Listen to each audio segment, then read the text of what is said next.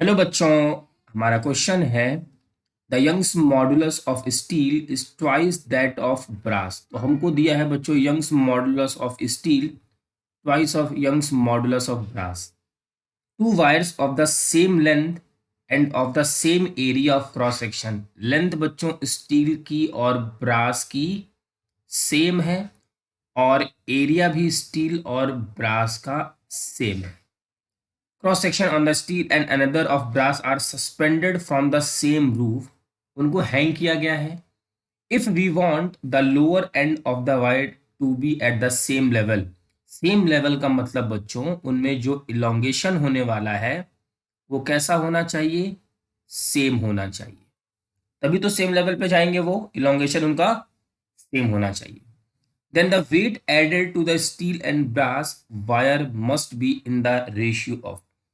तो बच्चों हमें बताना है कितना उनके वेट का रेशियो होना चाहिए सेम एक्सटेंशन के लिए।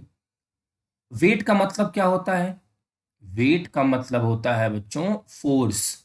मतलब हमसे फोर्स का रेशियो पूछा गया है। तो force for steel upon force for brass, ये हमको पूछा गया है। अब चलिए हम लोग ये रिलेशन ढूंढते हैं। जैसा कि हम लोग जानते हैं फॉर्मूला होता है Young's modulus is equal to stress means force upon A delta L upon L. ये हमारा फॉर्मूला होता है। बच्चों लेंथ दोनों की कैसी है, सेम, ये हमारा कॉमन हो जाएगा। डेल्टा एल भी दोनों का कैसा है, सेम, ये भी हमारा कॉमन हो जाएगा। और एरिया भी क्या है, कॉमन। तो यहां से देखा जा सकता है Young's modulus is directly proportional to force. तो force for steel upon force for brass is equal to Young's modulus for steel upon Young's modulus for brass लिखा जा सकता है।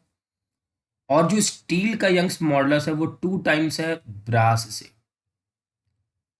तो इसका जो हमारा आंसर आएगा F S upon F B is equal to 2:1। यही है हमारे इस क्वेश्चन का answer. Second option is correct. I hope बच्चों कि आपको ये क्वेश्चन अच्छे से समझ में आ गया होगा। Thank you.